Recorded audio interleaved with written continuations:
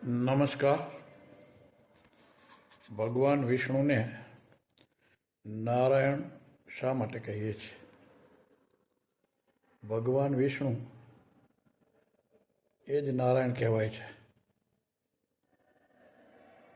કેમ?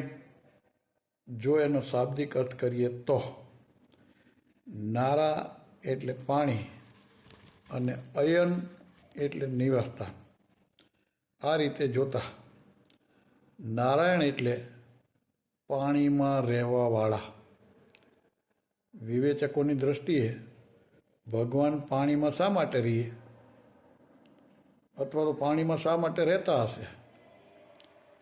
જો હળવાશમાં કલ્પના કરીએ તો પાણી એ ભગવાનનું જ સ્વરૂપ છે.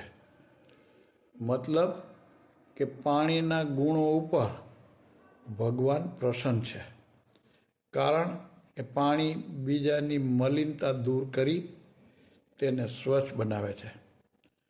પાણી ઉત્સાહપ્રેરક અને સ્ફૂર્તિવર્ધક છે. પાણીની સપાટી સમાન જ રહે છે. પાણીમાં કદી ખાડો પડતો નથી, તેમજ ટેકરો પણ થતો નથી. કુદરતી રીતે જ પાણી જેટલું ઉપરથી આવે છે તેટલું જ ઉપર જાય છે. અને શીતળતા એ તો પાણીનો સ્વાભાવિક ગુણ છે. આવા પાણીના ઉમદા ગુણો હોવાથી ભગવાન પ્રસન્ન થઈને પાણીમાં રહેવા લાગ્યા હશે એવી વિવેચકો કલ્પના કરે છે.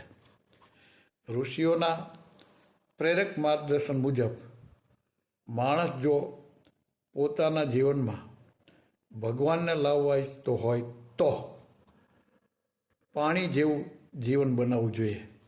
પ્રથમ તો માણસને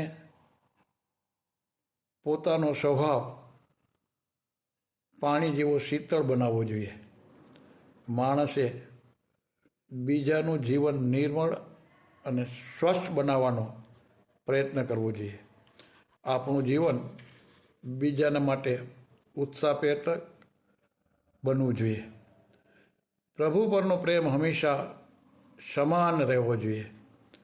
પ્રભુ પ્રેમમાં ખાડો ન પડવો જોઈએ.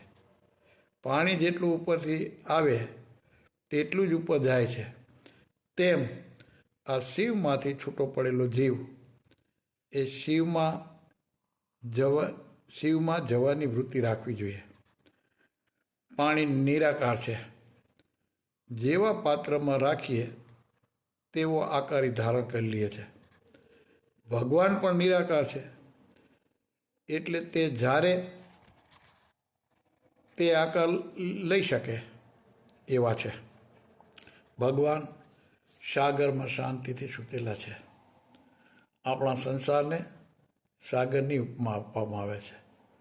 માનવે આ સંસાર સાગરમાં શાંતિથી રહેવાની કળા શીખવી જોઈએ, અને તે માટેની સમજણ શક્તિને ભાવ ભગવાન વિષ્ણુ આપને સૌને આપે તેવી અંતઃકરણની પ્રાર્થના. અસ્તુ. જય શ્રી કૃષ્ણ. સૌનું મંગલ થાવ.